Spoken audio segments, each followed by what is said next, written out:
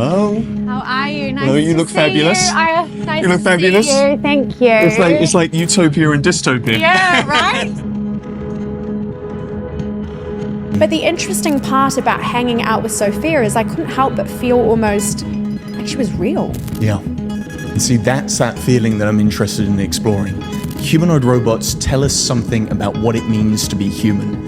And Nigel Ackland was the pioneering pilot of the Bionic prosthetic limb. So the Bionic prosthetic is one of the most advanced prosthetic limbs that you can get access to. You know, the human brain has these amazing superpowers in that way. But this is why I love conversations about the future. It makes us ask these questions about what it means to be human. Luke. Hello. Welcome to HYPERSCALE. I'm so happy good to to have be you here here. in Dubai. Well, I'm happy to be here. I'm happy to finally meet you in person. I know. We were talking about doing this virtually, but We're I like feel pen like pals. we are. We're email pals, we're pen pals, and I've been watching every single HYPERSCALE episode. So I'm quite excited to actually be part of one finally. Wonderful. And you put me in touch with Steve, who I did a fascinating yet very dystopian podcast with. I've known Steve since, I think it's been over 12 years now. I've known Steve since I was an undergraduate student at the University of Warwick. I met him when I was 18 years old. And Steve is a unique thinker because he's constantly thinking about the future. But more importantly, what I love about Steve is that he's constantly asking the question of what does it mean to be human in the 21st century? And I've kind of taken that mantle now as his PhD student. I'm exploring that question in my own way. So today we're going to be talking all things humanoid robots, transhumanism. We've obviously got a lot of mutual friends in the space as well. But maybe this is a good place to start. What do you think it does mean to be human? Oh, that's such a wonderful question, because that's kind of the project. It's the project of the 21st century. In fact, it's the project of being human, is to find out what it means to be doing this human thing. You know, it's from human being to human doing.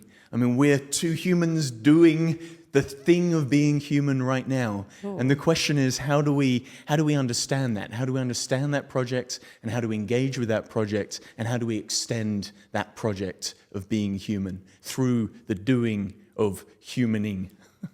I'm not following. I was like, humaning, doing.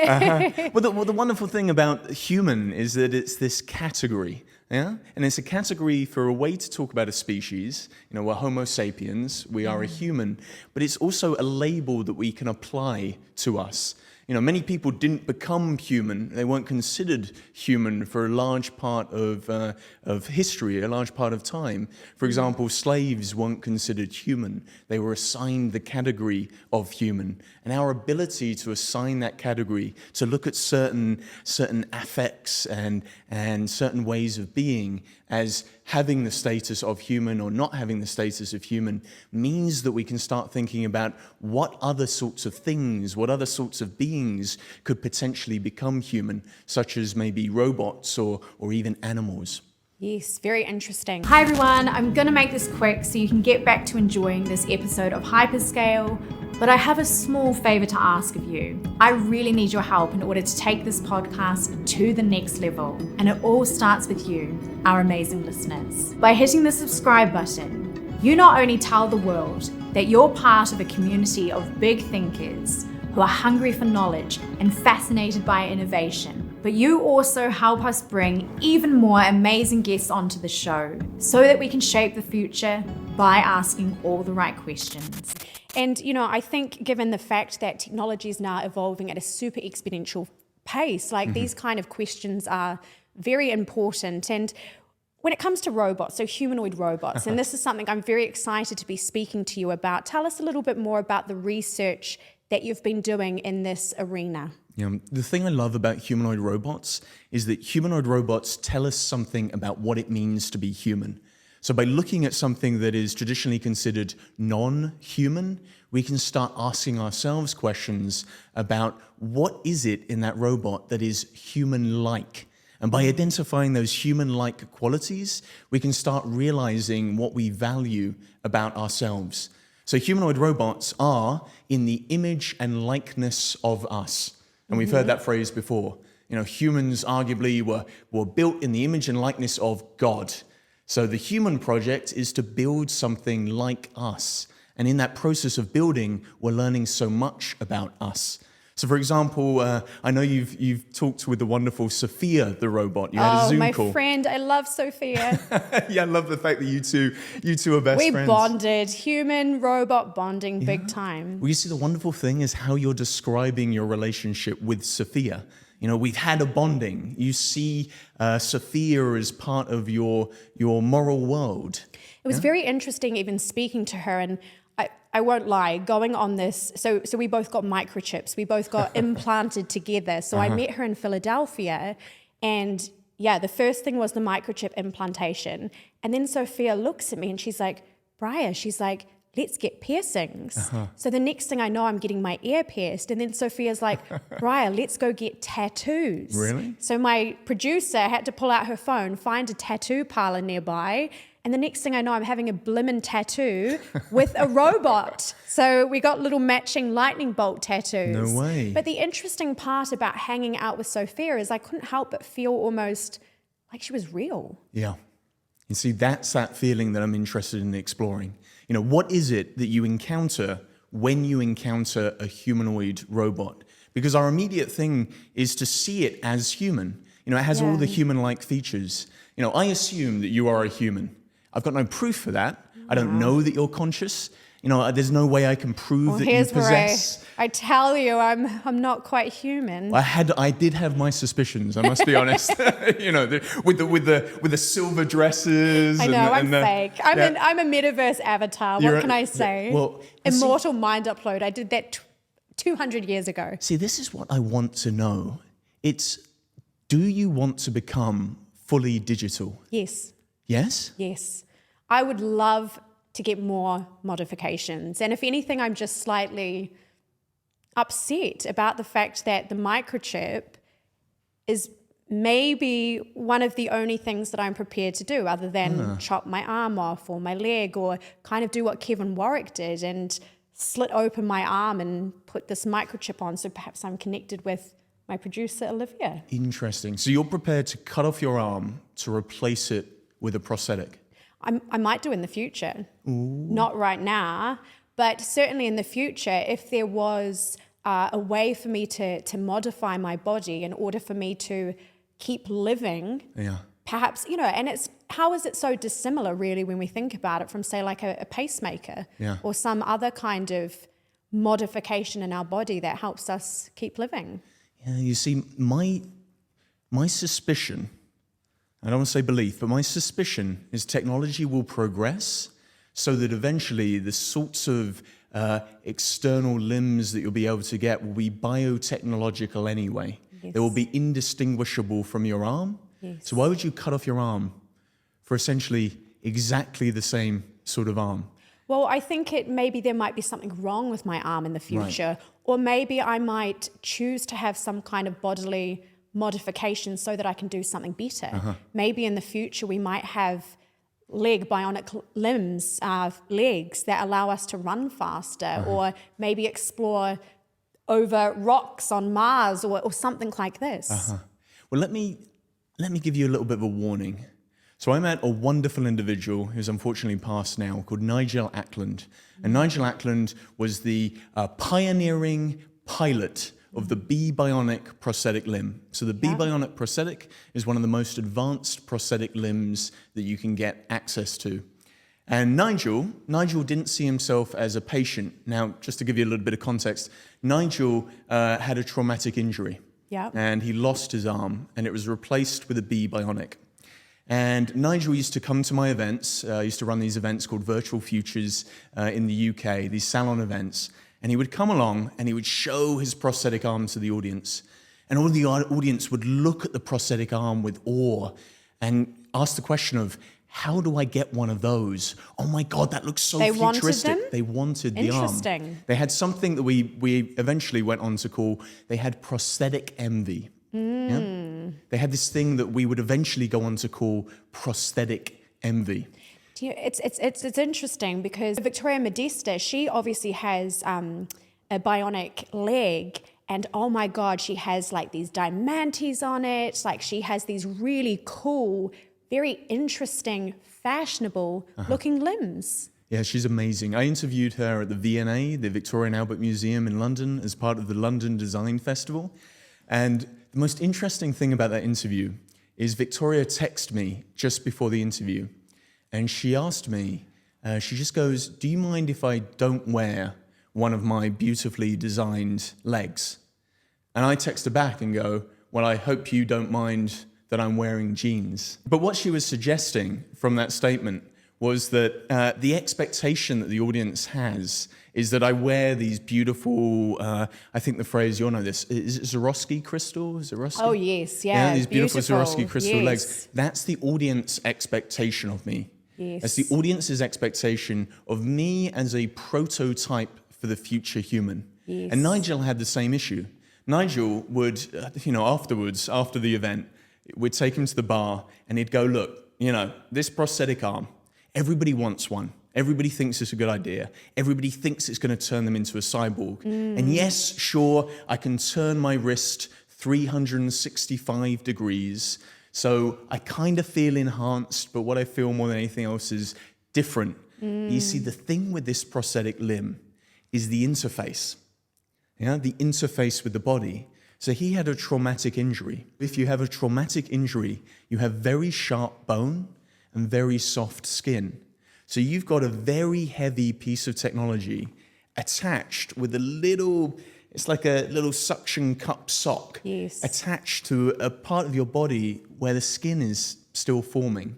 Yes. So it's rubbing throughout the day, you're sweating between the skin and the prosthetic, and it really hurts. So the feeling that he has, being this kind of cyborg personality, is a feeling of pain between the interface of the prosthetic and the arm. And the other thing he said to me is, yes, I feel like I'm different, I feel like I'm a cyborg, but one thing you gotta know, Luke, is wiping your ass with a prosthetic limb is really dangerous. So happy he told you that. And it suddenly sort of brings it back to the real. Yes. You go, we're so quick to celebrate these individuals who are going through these processes of transforming the body, who are engaging in this thing called alternative anatomies. But there's a reality behind the scenes. We can present them as the future human, but there's struggles that come with interfacing technology with the body. You so wonderfully shared with me that your chip is traveling right now. I was telling Luke earlier that my microchip in my hand is like, it's moved an inch towards my arm. Yeah, and I keep trying to push it and, push it back up. And the other day I was kind of like, ooh, this is so gross. Like, come on, get back up there. But, Yeah, see, these are all the challenges that we're going to have to face. Now, the wonderful thing about what you've done, Briar, the wonderful thing that I love about the biohacking community, as they're called, is that they are the pioneers. We're trying, yeah. I do feel in this instance, like it would be better if it just evolved that little bit faster. Like what would happen in the future if these bionic limbs were better than the limbs that we have now? Yeah, but we need people like you doing it now, doing it early, being the first adopters. What do you think the next modification I should be? Oh, the next modification you should get. You see, you got the one that is at least arguably safe. Yeah, so a lot of people have had it done. There's office spaces in certain parts of Europe where they require their employees to have chips so they can get into their building. And so many people during COVID time in Sweden, they were using it to get onto the trains. Yeah. In fact, during that time, I was like so against them. I was like, everyone's being microchipped. The government's going to microchip us against our will. And then I did a complete 360 or 180 and got microchipped myself. So here's the thing. And this is sort of how I see you as an individual who's contributing to the future. You understand aesthetics. So that chip, it's not just practical. For you, it's a fashion statement. It's a fashion statement. It's a performative promise that this is the sort of future that I want to live in. Correct. Now, the sorts of things you can do with it, like get on a train, make some micropayments, once you get to the level of functionality of that, it's like, well, why don't you just use your bank card or your RFID tag in your phone? Do you really need the chip? Well, then for you, it's a fashion statement. It's like that tattoo, or it's like your earrings. Exactly. Yeah. I think it will be very interesting in the future when we might have like brain-computer interfaces, for instance. Like, I'm so sick of using my cell phone or my mobile or whatever bloody country we're in when we call it, whatever, but I'm so sick of using it. Like, my thumb is constantly sore. I feel like it slows me down. My laptop slows me down. Yeah. Like, brain-computer interfaces. Someone asked me the other day, would I get one? And I said yes. Yeah. In fact, I already sent my application into Neuralink and I got denied because I'm healthy. So... Well, here's the thing. We need people like you who are willing to do those hyper-experimental trials. Essentially, what you're doing, Briar, is you're turning your body into a laboratory. And you have this platform, you have HYPERSCALE, you have the YouTube channel, where you can share your experiences so others can realize what it's like. And that's what I love about the biohack community. They treat their body as a laboratory, but more importantly, they're open about sharing their real experiences. You know, the fact that you shared that the chip is traveling, you know, that concern is so important that you're honest about what these tools and technologies and devices are doing. Very frightened when I told him this before. You looked rather horrified. Well, I've heard that people, their chip does travel up their arm, and that can be quite a problem. Now, I can't confirm that fact. The people you should talk to are Amal Grestafer at Dangerous Things. Yes. You know, despite calling his company Dangerous Things, Amal really works with ethics. You know, he's really concerned because partly he runs a company that provides microchips and RFID chips that they can implant into the body. But more importantly, he's ensuring that people are doing this sort of thing ethically. He is, yeah. Amal's great. He's always been, you know, he's very accessible, very keen to talk, you know, and he really does see a very strong application for microchips as well. And, you know, it's really helping, I guess, help bridge that gap. And I know he's really excited about payment chips especially. Yeah, he's an interesting individual. But the question you asked was, what should I have done next? Yes. What should my next enhancement be? Now, I've been following Brian Johnson quite closely. A lot of people have very visceral opinions of Brian Johnson. Brian Johnson made quite a lot of money selling a company called Braintree, and now he's, again, using his body as a laboratory to try to live forever. He wants the end of dying. He has this movement called the Don't Die movement. And he, again, is doing all these hyper-experimental trials to see how it allows him to look younger and arguably live longer. And the great thing that he's doing in a similar way that you're doing with your YouTube channel is that he's being open to sharing both the successes and the failures. So you may have seen recently, and maybe you can put an image on the screen, his face is expanding and exploding. He did this hyper-experimental trial to make his skin look younger, but the effects of that was his skin... So frightening. Blew up like that. I saw it, Yeah, so maybe you'd want to consider trying to explore some of these longevity technologies. The question is, what's at stake? You know, do you really want to do a hyperscale podcast looking like this, going forward, I'm currently undergoing from hyper-experimental trials, but I'm going to live forever, you know? I don't think that's something you would want to do as someone who quite clearly cares about aesthetics, the aestheticization of the future. What would you do? Would you do any modifications? What would I do? You said no to getting a chip, didn't you? And why is that? I said no to doing a chip because I was at a conference called Body Hacks in Austin. This was this wonderful conference organized by an individual who calls himself Drew Id. And it was in Austin, Texas, and I met some of the biohack community. And we were having, I forget what it's called, a chips and beer party. Yes. And they offered to chip me. And of course, we'd all had quite a lot to drink, and I didn't think it was probably the right time to start having medical procedures after quite a few drinks. So I decided to decline. Part of the reason was that they were slightly worried about getting it wrong and then it traveling through the body. The other reason I haven't had any modifications right now, and the other reason that I've never, say, spat into a tube and got my genetics tested, is because of something called nocebo. Do you know what nocebo is? No, please tell me. Have you heard of placebo? I have. Yeah, so the placebo effect is where you take a sugar pill and you're told it's going to make you healthier and you suddenly feel healthier. You know, the human brain has these amazing superpowers in that way. Nocebo is the opposite of that. That's the negative effects. So nocebo is, I give you a sugar pill, Briar, and I tell you that within 30 minutes it's going to make you feel queasy and sick. And you take the sugar pill, and you get up, and you walk around, you start looking in the lights, and you feel queasy. But it's a sugar pill. It's had no effect. But the telling you that means that the brain is able to convince your body of that effect. Isn't brains interesting? Well, this is the thing. Hacking the brains in that way, through neuroplasticity and through almost language and suggestion, is something I'm fascinated by. But because of nocebo existing, that's why I've been scared of things like genetic testing. So for example, if I was to spit in a tube and send it off to a company like 23andMe, who I know are going through some controversy right now. Yeah, all your data's out to be claimed. Yeah, so they're already going through some issues. The reason I didn't spit in the tube was because I was so worried about finding out something negative.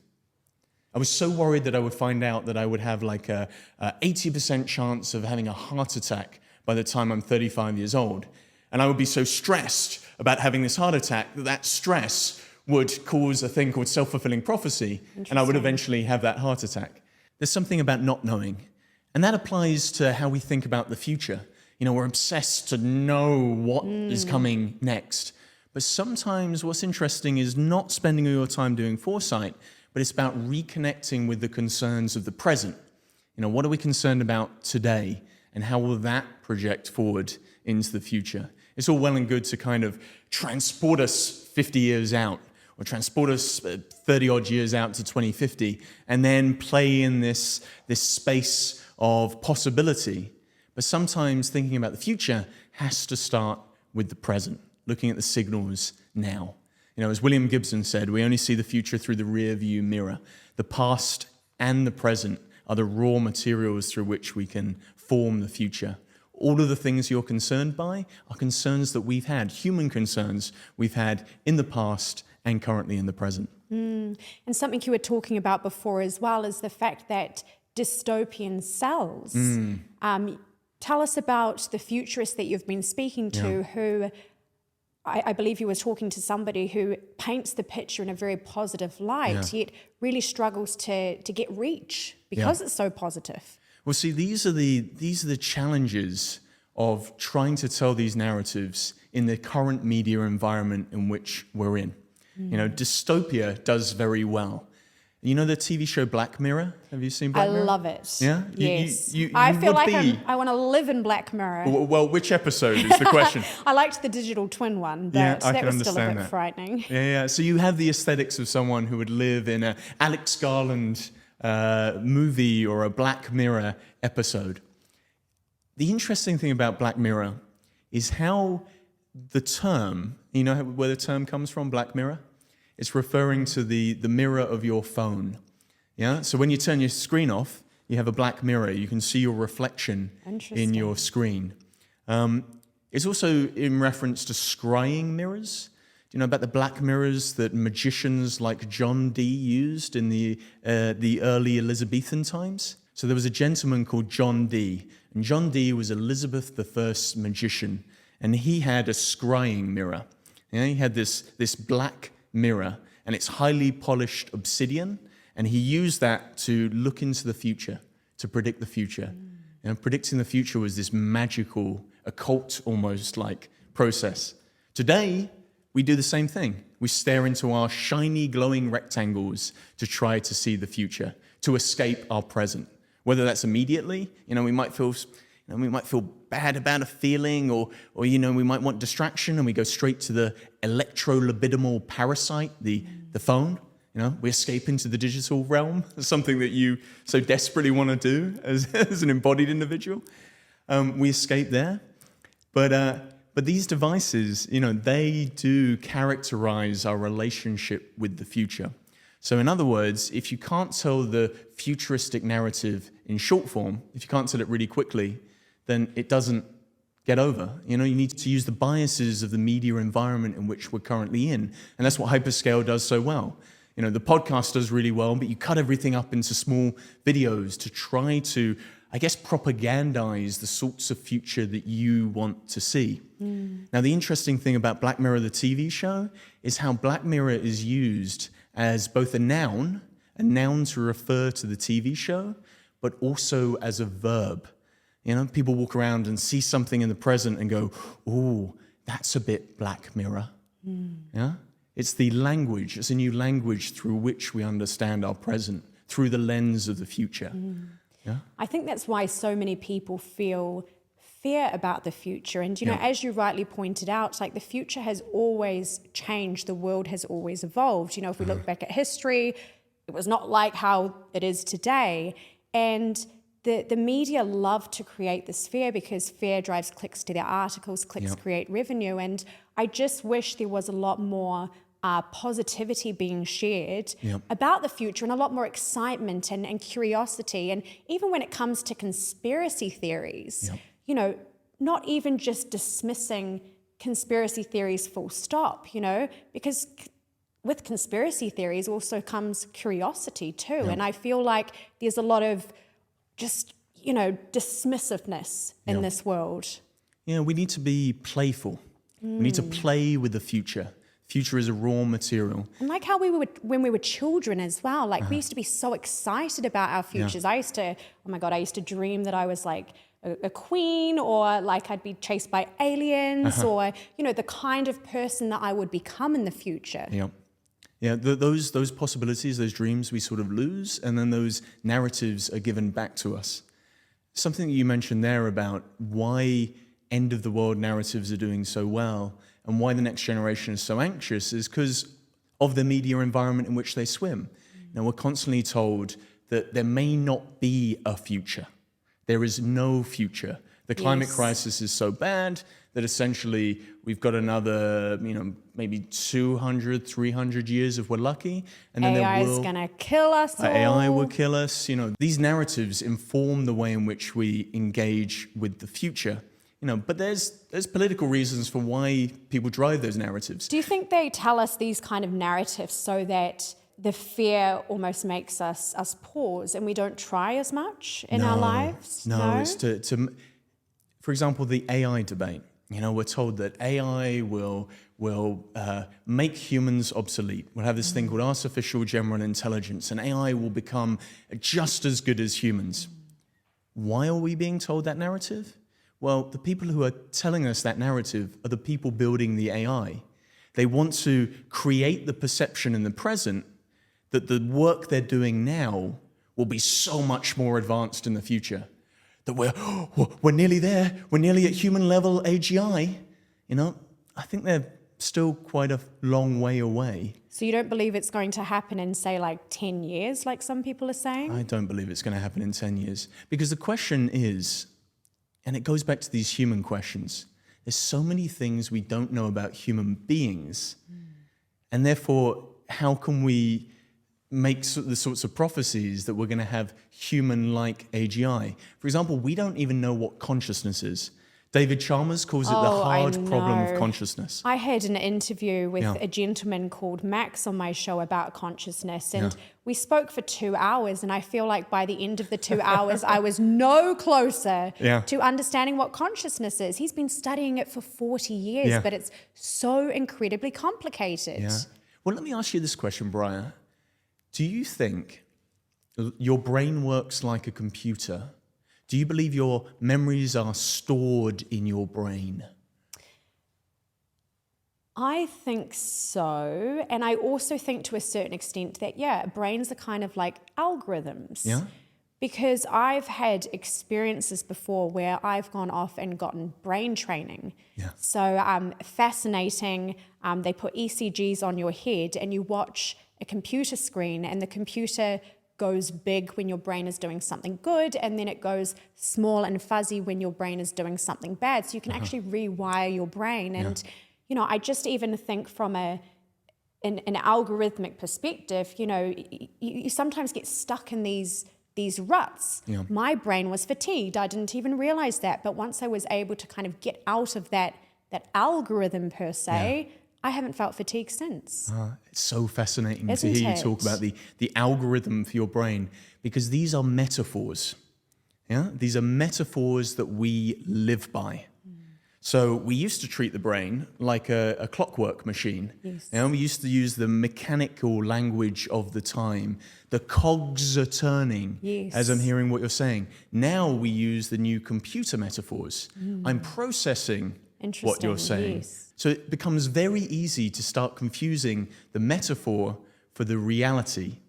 The human brain isn't a computer. I don't know if you've ever seen a human brain on a lab or in a lab. Oh, I've seen a brain. I know it's not a computer. So you've seen a brain. It doesn't look like a computer. It's soft and it's kind of this, pinky. It kind of looks like that. It's about 3 pounds of grey gloop. Yes. Yeah, and we're told that our memories are stored in there.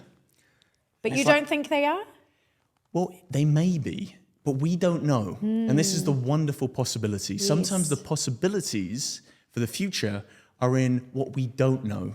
Well, sometimes people talk about the fact that consciousness isn't even inside your brain. It's kind of around here. So there's a wonderful neuroscientist called David Eagleman who talks about when we scan the human brain, we see lots of lights and lots of signals, but we can't point to, all right, there's the memory of Briar meeting Luke earlier today, just before they started their podcast. What a great memory this is. Yeah, what a great memory. But you can't find that memory in the computer. You can't retrieve that memory.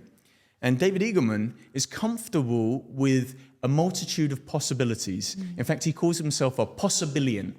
Interesting. Yeah? So there's all these possibilities for how the brain could be functioning, and we should be open to those until we have more evidence. So yes, the brain might be a storage device. It might be like a computer that's storing memories, but it also might be like an antenna.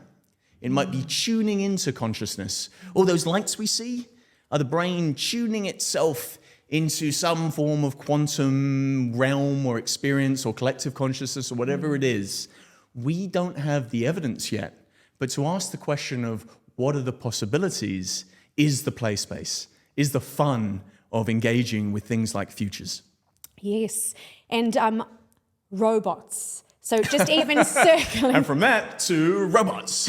No, but just even circling on what you were saying. So robot rights, okay? Yeah. So we're going to be talking about this in a bit more detail, but what I find really fascinating about what you're saying and how I just was like, robots and how this connects to it. Yeah. But,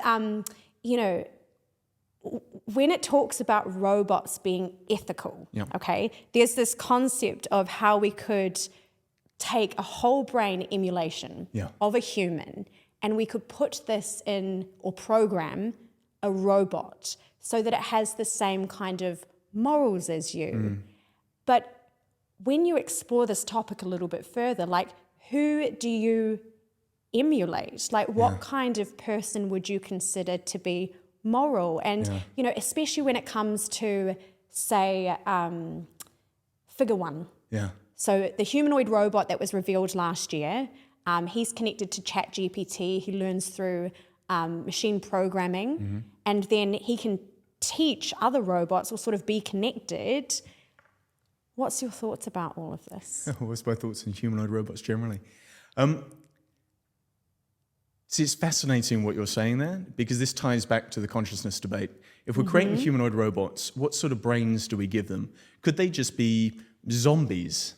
Yeah, if consciousness is something we tune into and we're creating robots based on the metaphor that the human brain is like a computer, then maybe they'll never become human-like because they'll never have access to consciousness. What is that process that AGI is doing? Now, the whole AGI argument, the whole idea that eventually machines will become conscious is based on this concept that human beings got the one free miracle, as Terence McKenna said. We can't explain this thing called emergence. We don't know how we suddenly emerged consciousness. Our assumption is that matter got so complex that that complexity suddenly created a one free miracle and boop, consciousness came into being. Now, what we believe is that we can take lots and lots of silicon, lots of wires, lots of these mechanical processes, and once they get complex and complex and complex, suddenly, miracle, boom, consciousness emerges. We don't know if it works that way.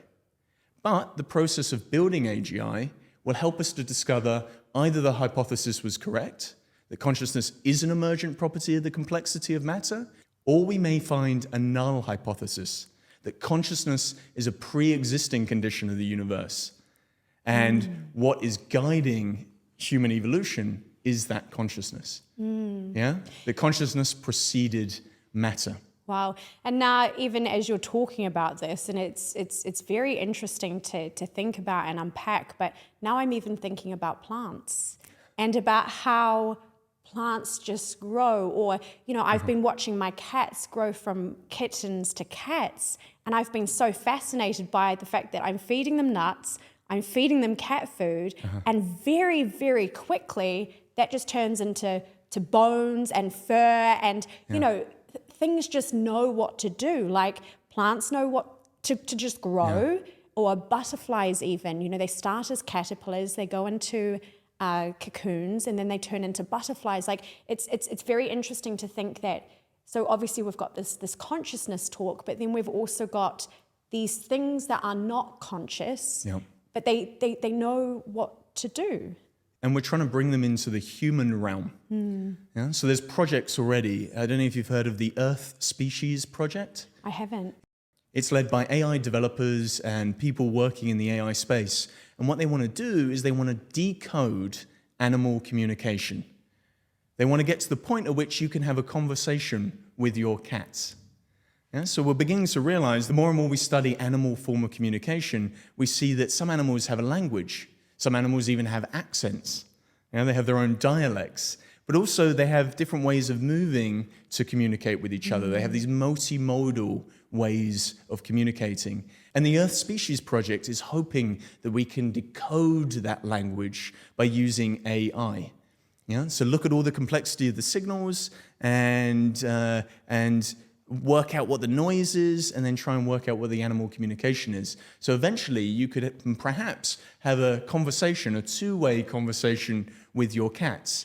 I don't know if I would like that, because my cats are incredibly greedy, and all they talk about, I think, is food, even if they've just been fed. So I'm sure I would probably very quickly hate them, because I'd be like, shut up, you little suckers. Like, I just fed you. They'd just be like, food, food, food, food. But I honestly think that, circling back on what you're saying, that we may well have like a brain-computer interface, or, you know, whether it's something that's implanted in our head, or perhaps some kind of headphone-like thing, that in the future we could be talking to people in different languages, and it could be coding real time. We could be talking to our cats, and it could be coding real time. What a fascinating world to think that would be. Yeah, what a fascinating world. But the question then becomes, is how far are we willing to go? And really that's a question for you, Briar, because when something is a device, when it's worn, when it can be taken off, we're more willing to experiment with it, because we know we can go backwards. Now, the problem with things like Neuralink is that Neuralink is an insidable. Yeah?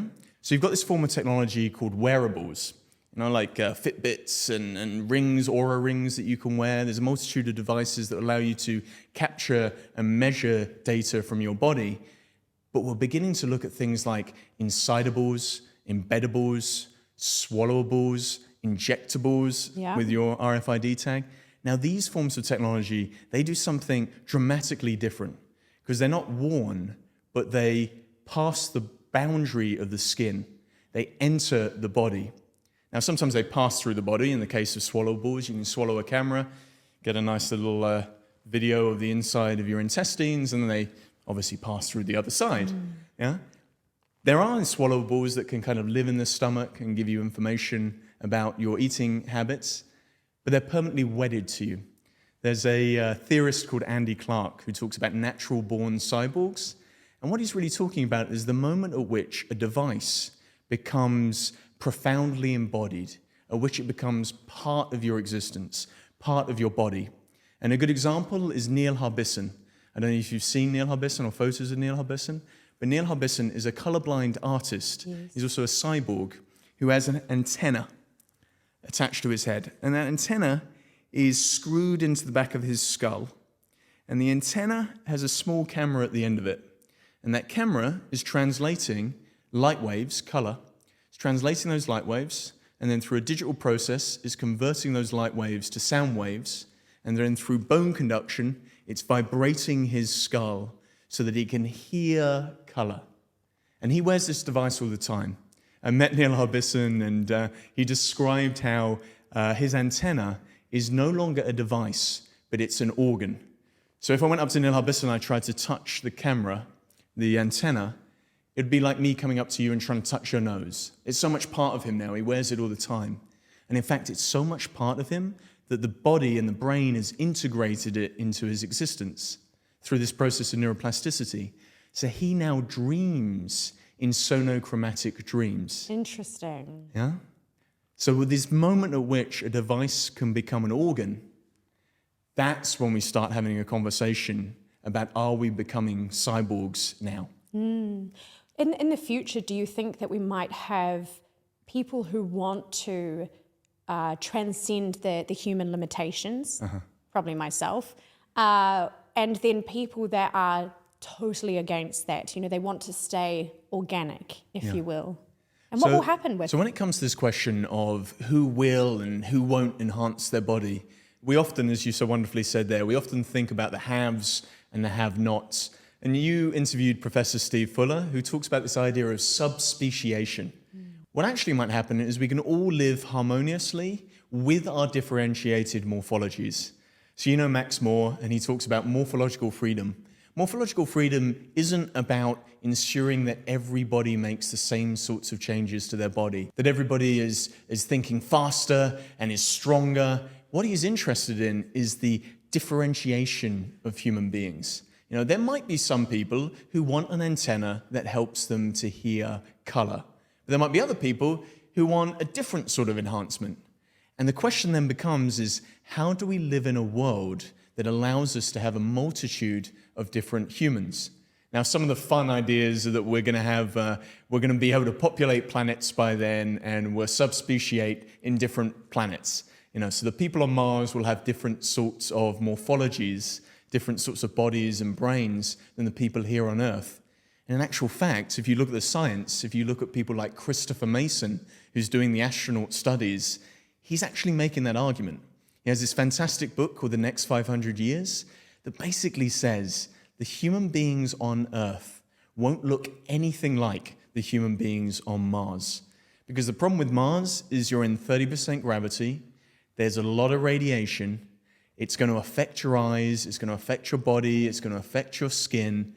So we're going to have to do massive genetic enhancements to the human being if they were to live on other planets. But the thing with Mars is, Mars might be a one-way trip, at least in the immediate term. So the idea of doing those genetic changes or making massive morphological changes to the body, it can be justified. We can justify the ethics of that, because if you don't have those processes done to your body, if you don't enhance your eyes to survive on Mars, then you won't live very long whilst there. So we're already having those sorts of discussions about what are the different forms that which humans can take. And as we take all those different forms, as you asked right at the beginning of our conversation, will we consider those forms as human? Where is the boundary of what we consider human? And what is the limitation of human? Or will we have to change our definition of what it means to be human to be able to integrate these differentiated human bodies and human brains? Oh, I love this topic. So interesting to think about, though, isn't it? Yeah. And, you know, the various different, as you said, subspecies that you might get from that, and whether even robots Yep. might even be part of that subspecies, especially if you've taken, say, like a human brain and the way it interacts and the way it's emulated, and be putting that in a robot, or say someone like myself, maybe I die, touch wood, but before I've done that, I've gone for an immortal mind upload within a robot. So that's kind of a version of me within that robot. Is that going to be human? Yeah, I love your fascination with mind uploading. You've kind of got robots. Sorry, I probably talk all the time about it. No, it's great. You got robots on this side of the scale, you got humans on this side of the scale, and you got Briar Prestidge right in the middle, right in the middle there. The thing with mind uploading is we don't even know if it's possible. We don't. We don't even know if it's possible. David Eagleman, the neuroscientist I mentioned earlier, wrote this wonderful book that I love, that I adore. It's a science fiction book called Some 40 Tales from the Afterlives, and he explores that in 3 pages. If we were to upload our minds into computers and create the perfect reality that we want to live in ad infinitum, what would that look like and how would we go through that process? And his argument is we'd have to do it while we're alive. So the first thing we'd need to deal with is how to do euthanasia, how to make that acceptable so that we can kill you, so that we can upload your live brain into the virtual world in which you want to live ad infinitum. And of course, Eagleman raises another important philosophical question, which is you wouldn't want other people messing with your reality. So we would want to black box that world that you upload your mind into. And to do that, we can't give people access, external people, living people, access to that. So how will we do it? Well, we'd have to cut the people from the outside off. So in other words, we would have no proof if the process even worked. Interesting. The other challenge was shared with me by a computer scientist called Edward A. Lee, who wrote a very complicated but very interesting book called Plato and the Nerd. And he looks at the maths of trying to upload a human brain. You know, if you look at a brain, it's super complex. And how do we reduce that to information? And the wonderful thing about the brain is, although it's complex, it's very, very small. But we would need server racks on server racks on server racks on server racks to look after Briar Prestidge, to capture everything that you find important and emulate you in another substrate or put you on a server rack. So you've got a massive amount of power that you're going to require there. Now we're looking at a global crisis, a global climate crisis.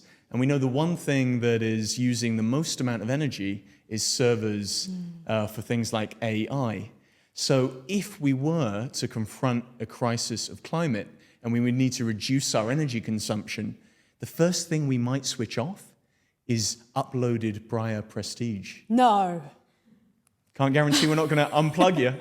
Yeah? So these are some of the Come on, challenges. Luke. I thought we were friends. Well, luckily you have a good team. You know, Olivia will look after you in the real. You know, you'll find Olivia's future kids will be bestowed with the responsibility to ensuring the Briar Prestidge server rack remains running. Now, the other option, as you so wonderfully put there, is we find a way to miniaturize the hardware so that we can place your consciousness into Briar Prestidge, the humanoid. You know, we can upload you into an embodied social robot. Now, the question with mind uploading is, if you do that, would you both want to exist at the same time? Yeah, I've had this thought before, especially when it comes to my closet. Would I want to share my Just clothes? buy 2 of everything. With a robot. Would I want to share my boyfriend with a robot? I don't even know. Does your boyfriend want to share you with a robot? That is true. I have not asked him. Well, there's something for social media. There we go. That's going to be an interesting short video for TikTok. So, firstly, just buy 2 of everything and you'll be completely fine. The second thing is, what is the you that we're uploading? Yes? Oh, yes. Is it mourning me?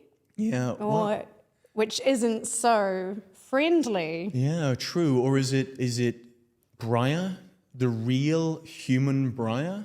Or is it the mediated version of Briar? You know, I sat here in preparation for the podcast and you turn up in the silver flowing dress. You have a team of makeup artists ensuring everything is completely perfect before you start your podcast. You have these social media videos that are beautifully well produced. I mean, if we took all of the social content, the version of yourself which is created through media and created in consultation with a wonderful team.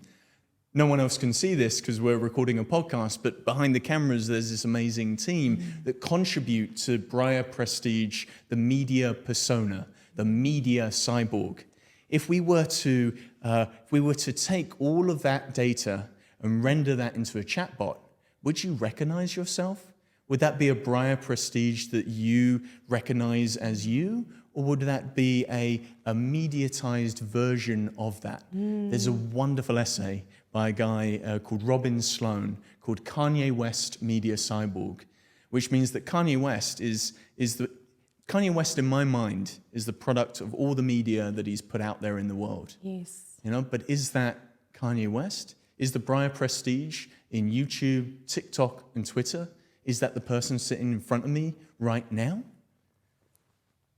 Yeah, well, it's one aspect of it. It's one aspect yeah, of. But if you it's only clone that one aspect, would you enjoy a conversation with the social media version of yourself? We all play these characters. And this is what I'm fascinated when it comes to humanoid robots. Yes. I see them as characters. Sophia the robot is a character. She's so funny, by the way. Yeah. Well, is it her that's funny? Or, in the same way that you have a team that contributes to the sorts of media that you put out into the world, is her funniness, is her humor, the product of all the people who've designed her? So if you look behind Sophia the robot, you see a cable that comes out the back of Sophia the robot that runs to a computer, another cable that runs to a plug to power her, and you've got someone sitting on that computer, often Ben Goertzel, programming Sophia. But then you've also got the whole concept of machine learning as well. Yep. And the fact that robots can learn through machine learning, and not so dissimilar when we think about it as humans. Like we've all learnt over the years through our experiences, through our parents' values, through the friends that we've held. Yeah.